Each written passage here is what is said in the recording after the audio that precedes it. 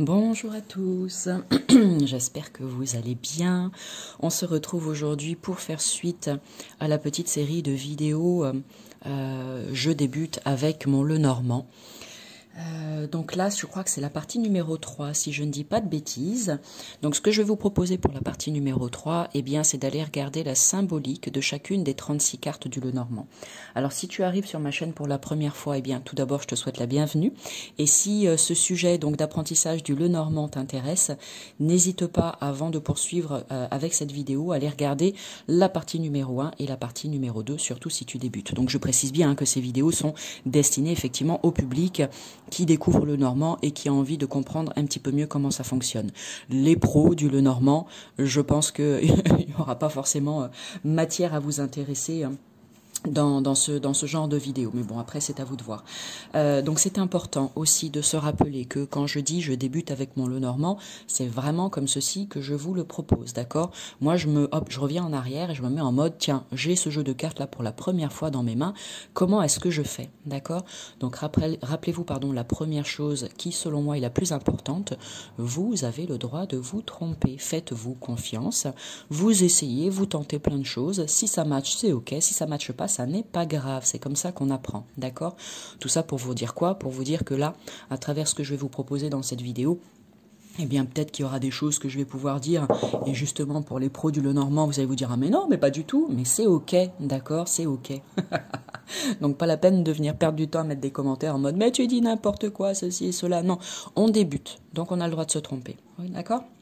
Alors, pour la vidéo du jour, donc je l'ai dit, on va aller regarder ensemble la symbolique de chacune des 36 cartes. On va essayer quand même de faire ça assez rapidement. De toute la façon, la vidéo est à disposition sur ma chaîne, donc tu pourras la regarder encore et encore et encore. Mais là, on va vraiment faire très simple, le plus simple possible. Donc pour ce faire, j'ai pris deux jeux que tu vois ici. Celui-ci, c'est le Miyamondo Lenormand, voilà, Miyamondo Lenormand, qui est très sympa et qui nous fait voyager. Et celui-ci, c'est le Cosmic California Lenormand. Alors pourquoi j'en ai pris deux? Tout simplement parce qu'à chaque fois, je vais te mettre les deux mêmes cartes en parallèle pour te montrer que, bien évidemment que chaque carte a une symbolique qui lui est propre. Néanmoins, en fonction des illustrations, eh bien, tu vas voir que tu vas aussi pouvoir laisser libre cours à ton intuition, à ton imagination pour te faire plaisir avec ce que tu ressens toi aussi au niveau des cartes, d'accord? Donc ne te limite pas, c'est vraiment très important parce que ça va t'aider après dans les tirages. Si tu restes dans un truc simple comme, eh ben, le numéro 1, c'est les bonnes nouvelles, eh ben, malheureusement, tu peux passer à côté de plein de messages qui seraient hyper intéressants pour toi.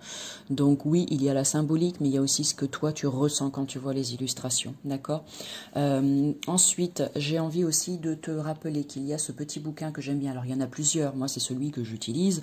Maintenant, libre à toi d'aller en chercher d'autres, d'accord? Donc, c'est le guide pratique comment utiliser le Lenormand. Si je ne dis pas de bêtises, j'ai fait une vidéo de présentation à vérifier, c'est pas sûr. Donc voilà, celui-ci peut être vraiment très utile pour t'aider dans ton apprentissage, d'accord? Donc je voulais te le montrer, je le mets ici sur le côté. Donc ce que je te recommande, si tu débutes, hein, tu as ton jeu devant toi, ton ou tes jeux, peu importe, là j'en ai deux, mais tu as ton jeu devant toi. Et tu vas prendre les cartes les unes après les autres. Tu as de quoi écrire à côté de toi, papier, stylo, couleur, feutre, tout ce que tu veux. Et ensuite, tu vas marquer carte numéro 1 et tu écris tout ce qui te vient, d'accord? Et tu auras tout le loisir de compléter cette liste ou alors de rayer quelques mots par la suite, si jamais finalement ça ne te convient plus. Et seulement après, de toute façon, c'est ce que je recommande, pas que pour le Normand, pour n'importe quel type de jeu, oracle, tarot, le Normand, Béline et compagnie, que tu possèdes. Je recommande toujours de commencer par écrire ce que tu ressens quand tu vois la carte et seulement après à aller te référer à ce qui est dit au guide et non pas l'inverse. Je réexplique pourquoi très rapidement parce que selon moi, si tu vas directement pour le guide, bah c'est bien, ça va te donner des informations, mais ça peut venir bloquer ton imagination pour peut-être rajouter des mots-clés que tu ne trouverais pas dans le guide, d'accord? Donc je propose plutôt de faire l'inverse. Je pense que c'est clair ce que j'explique. Allez, on va les regarder ensemble et on commence avec la carte numéro 1. Alors moi, tu vois, je te l'ai dit, hein, là je débute, donc je vais te dire tout ce qui me vient. Alors quand je vois ça, déjà ça me fait penser à aventure, voyage, nouveaux horizons, découvertes, le fait d'oser, le fait d'avancer. Pour moi, il y a du dynamisme, il y a énergie vraiment de mouvement. On décide d'avancer vers un objectif. Là, en même temps, on se tient prêt. On voit, bon, la carte ne bouge pas, bien évidemment, mais c'est comme si, voilà, là, il lève sa patte, le cheval, et il est vraiment sur le point de se lancer vers quelque chose. Voilà, donc ça peut être se lancer vers un nouvel objectif, partir en cheminement, avancer sur le chemin de sa destinée, pourquoi pas. Encore une fois, hein, je dis juste ce qui me vient. Profites-en toi aussi, prends des petites notes là en regardant cette vidéo et fais des retours en commentaire pour chacune des cartes si tu en as envie ou juste pour les cartes qui te parlent. Parce que dis-toi que ça va aider toutes les personnes qui vont venir te lire. Donc un grand merci à toi de contribuer à cet apprentissage du Lenormand. Donc la carte numéro 1 hein, qui parle de messages, de bonnes nouvelles ou de nouvelles que l'on reçoit, de visites, de quelqu'un qui vient nous rendre visite. Donc voilà aussi la symbolique pour cette carte. Je vais mettre ici. Donc je t'ai dit, hein, je pense que je vais oublier plein de choses, mais c'est pas très grave. Là, on est dans la spontanéité. Je t'ai dit tout ce qui m'est venu aujourd'hui. J'aurais fait la vidéo dans 3 jours. Peut-être que ça aurait été d'autres choses. Alors ici, par exemple, avec la numéro 1, le cavalier. Hop, mince, il n'y a pas les mots-clés. Je voulais te montrer pour que, avoir une idée. Non. Non, et ben dans ce livret, on n'a pas les mots-clés. On te dit juste la symbolique générale. Je ne vais pas regarder pour chacune des cartes, hein, c'est juste pour te montrer un petit peu comment il est fait. Par exemple, là pour le cavalier, on te dit dans son sens général, le cavalier est le porteur de nouvelles. Son apparition dans un tirage annonce des nouvelles, mais aussi une visite imprévue. Les cartes proches du cavalier vous diront si ces nouvelles ou cette visite sont positives ou non. Donc tu vois là, par exemple, dans le livre, on te parle juste de visite imprévue et de nouvelles. Mais on t'a pas dit tout ce que moi j'ai pu te dire autour. Donc tu comprends bien pourquoi je te propose d'abord de jeter un œil aux cartes et seulement après de te référer au livre, d'accord? Alors ici, avec la numéro 2, donc là on voit très clairement que c'est un trèfle, ici beaucoup moins, on comprend peut-être moins, donc c'est pour ça que c'est sympa aussi d'avoir la possibilité de regarder les cartes du Lenormand pour voir lesquelles te parlent le plus, hein. Donc moi, le trèfle me fait penser à quoi? Bien tout bonnement et spontanément à la chance, aux opportunités, aux cadeaux, au hasard, au jeu de hasard, pourquoi pas, au hasard de la vie, bien évidemment. Et puis quoi d'autre? Alors, je ferai une vidéo où je vais te montrer des cartes qui te donnent la possibilité de dater avec le Lenormand, d'accord? Donc, je ne vais pas forcément le faire ici. Néanmoins, cette carte, moi, me ferait penser très spontanément au printemps, hein. Je pense que les trèfles, je ne sais pas si on en trouve toute l'année, je pense que oui, mais très spontanément, je vois cette carte, ça me fait penser au printemps, voilà. Mais je vais pas le faire dans cette vidéo, ce sera le sujet d'une prochaine.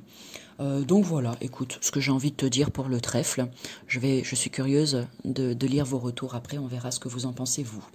Avec la carte numéro 3, très clairement, tu vois un bateau, hein. Donc ça peut être, oui, un bateau. Ça peut être un moyen de transport, ça peut être la navigation, ça peut être garder le cap, voguer vers de nouveaux horizons, prendre une nouvelle orientation. Ça peut être déplacement, mouvement, aventure aussi, pourquoi pas. Ça peut nous parler de la marine, d'un marin, de tout ce qui est en rapport avec les métiers de l'eau. Et puis quoi d'autre? Bah, c'est déjà pas mal. Ouais, allez, hop. Tac, on va avec la numéro 4. Ici, donc, on a la carte de la maison. Alors, tu vois bien que là, on a une simple maison. On a l'impression d'être en Provence avec des champs de lavande. Et ici, quelque chose de plus chiadé, de plus luxueux. Donc là, quand je vois ça, eh bien oui, ça me fait penser à la maison, au foyer, à la famille, au bâtiment, à la campagne, ici pourquoi pas, au repos, au ressourcement, au bien-être, à la détente, au loisir, aux vacances. Ici, ça me fait penser plus aussi aux vacances, à la découverte, à la ville, à la richesse, au luxe, à tout ce qui est grand, à la propriété. Ouais, propriété, domaine. Voilà, ça me fait penser à ça. Tu vois, c'est pour ça que c'est intéressant d'avoir deux jeux, parce que les deux cartes vont avoir des points communs et des choses aussi complètement différentes à dire. Alors ici, avec la numéro 5, la carte de l'arbre. Donc bien sûr, ça nous parle de l'arbre, de la nature, de la végétation, des racines, ici, de la force, du fait de grimper haut vers le ciel, comme ça, la robustesse ici.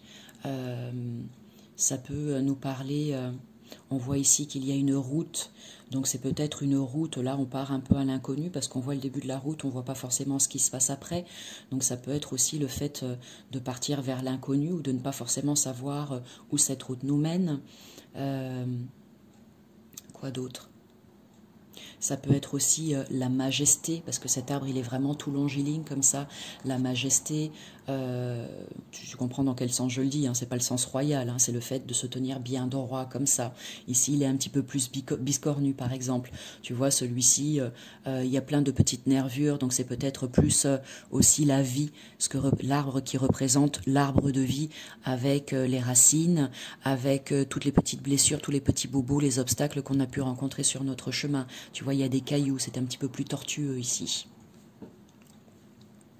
Ensuite, la numéro 6, les nuages. Alors, avec la carte des nuages, tu vois ici qu'on a quelque chose de plutôt sombre. Ici, c'est un petit peu plus lumineux.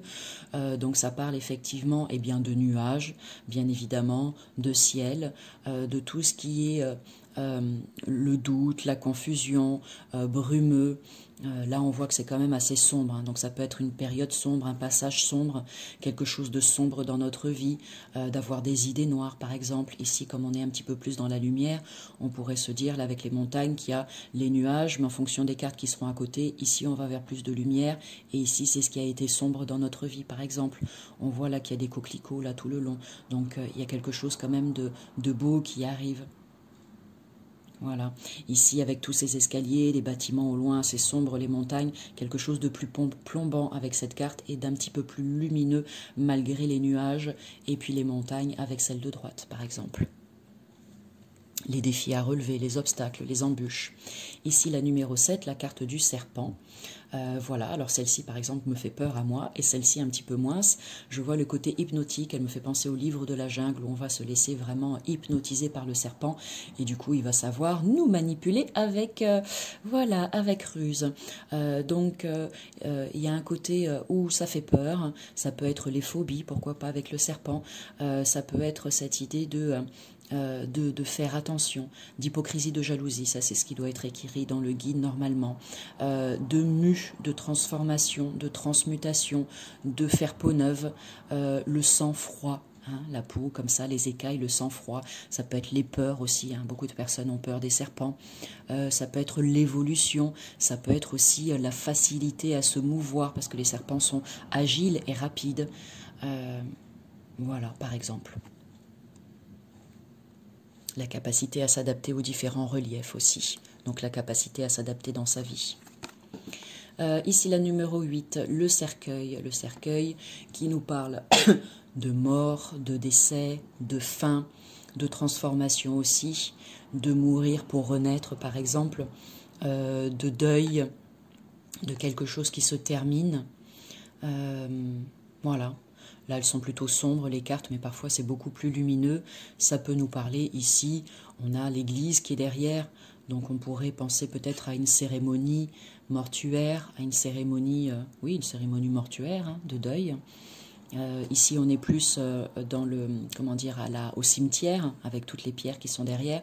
Ça peut représenter les défunts, que ce soit les nôtres ou les autres, des entités, des choses comme ça. Pour un tirage qu'on pourrait faire pour un enfant, ça peut représenter aussi la mort, les peurs, les fantômes, etc. Pourquoi pas, même s'il n'y a pas de fantôme sur cette carte, mais bon. Hop. Ensuite, la numéro 9, Je me demande si je vais pas le faire en 2 parties cette vidéo parce que bon, je sais pas, on va voir. Le bouquet, alors magnifique, hein, toutes ces fleurs. Donc oui, ça peut représenter un bouquet à proprement parler, un cadeau qu'on nous fait ou que l'on va offrir. Ça peut représenter le bonheur, des choses que la beauté, des choses qu'on aime à regarder, qui nous font plaisir, qui nous font du bien, l'épanouissement. Les fleurs, ça représente le printemps aussi. Qu'est-ce que tu penses, toi, quand tu vois des fleurs? À quoi est-ce que ça te fait penser? Eh bien, note tout ça, voilà, et partage dans les commentaires. La grâce, l'odeur aussi, hein, la bonne odeur des fleurs, donc ça peut nous parler de tout ce qui est du domaine de tout ce qui est olfactif, tout ce que tu peux sentir, tu vois, le parfum, etc. Des souvenirs, du coup, le parfum emmène les souvenirs aussi, éventuellement. Ici, la carte de la faux en numéro 10. Alors, la faux, on voit un champ de blé. Donc, la faux, c'est quelque chose de tranchant. Moi, je vois trancher, couper. Ça peut être, tu vois, dans un tirage, cette idée de venir trancher quelque chose, c'est-à-dire prendre une décision, couper des liens, pourquoi pas. Ça peut représenter un couteau aussi, hein, puisqu'il y a ce côté tranchant, une lame, un couteau, etc. Tu vois, quelque chose qui, comme un couteau qui va venir couper quelque chose. Après, avec les blés derrière, tu peux penser à la moisson, par exemple, pour représenter l'été. Cette carte, les moissons, c'est quand? Oui, c'est l'été, si je dis pas de bêtises, me semble-t-il. Sinon, on va me taper sur le doigt, mais c'est pas très grave, je m'en fiche. Je l'ai dit au début, on a le droit de se tromper. La flèche, là, qu'est-ce qu'elle vient te dire? Cette flèche qui est envoyée comme ça, qui peut venir peut-être toucher et faire mal, pourquoi pas, voilà. Ce bonhomme-là, on ne voit pas son regard, il est là en train de préparer sa lame, mais qu'est-ce qu'il prépare? Voilà, qu'est-ce qui se prépare avec cette carte? Ensuite, ici, tiens d'ailleurs, on va les regarder avec la numéro 10. J'ai envie avec celle-ci. La numéro 10, la faux, on te dit, en général, la faux annonce un danger. Le consultant doit être prudent car il fera face à une fatalité. La faux, carte d'action, force à la décision. On n'a plus le temps de penser, il faut donc agir en essayant d'avoir les idées claires. Bah, tu vois, intéressant. Ensuite, ici, on a, le fouet, le balai. Le fouet, le balai. Alors là, tu vois, pour moi, ça me fait penser à peut-être purifier, nettoyer sa maison, faire un grand coup de ménage, etc. Balayer les déchets, se débarrasser de ce qui est sale, de ce dont on n'a plus besoin pour faire place neuve, pour qu'on puisse aérer son espace, se sentir bien dans son espace, que ce soit propre, etc. Ici, écoute, ils sont posés comme ça. En Afrique, on s'en sert pour balayer le sol, la poussière, etc. C'est la carte du fouet. Donc le fouet, ça représente aussi les difficultés, les conflits, les querelles, les disputes, toute problématique de cet ordre-là, par exemple. Voilà, ça, on ne le voit pas forcément avec ces cartes, on ne le comprend pas avec ces cartes. Mais bon, après, c'est pour ça que je te dis, d'abord, suis ton instinct, et ensuite, regarde ce qui est écrit dans le guide. Numéro 12, la carte des oiseaux. La carte des oiseaux. Alors, ce que je vais faire... pour pas que la vidéo soit trop longue quand même, parce que je vois que je suis qu'à la carte numéro 12, donc je pense que je vais le faire en 2 parties. J'ai peur que mon téléphone s'arrête, mon téléphone qui me fait des misères à chaque fois, donc je vais aller jusqu'à la carte, il y en a 36, jusqu'à la 18, voilà, comme ça sera la moitié, et après je ferai l'autre moitié dans une autre vidéo. Ici la 12, la carte des oiseaux. Alors ici, tu vois, ça représente plus le couple, par exemple.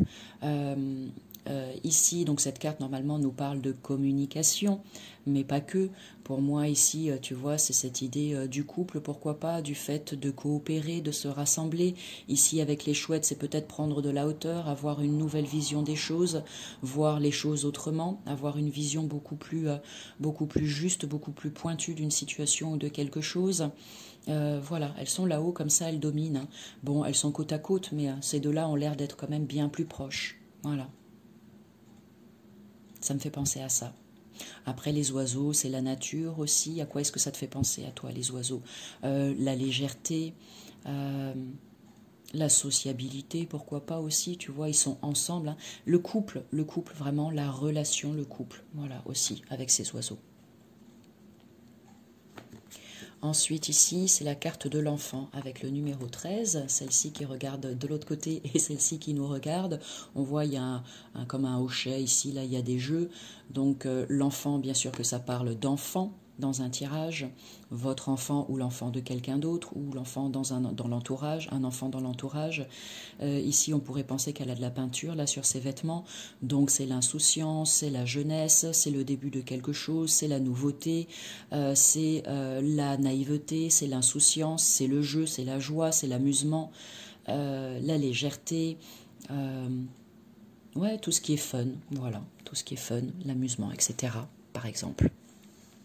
Avec la numéro 14, le renard.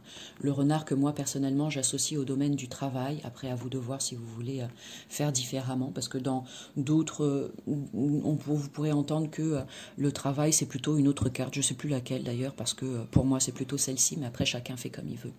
Le renard, là, c'est marrant, il regarde dans le même sens. Le renard qui évoque quoi?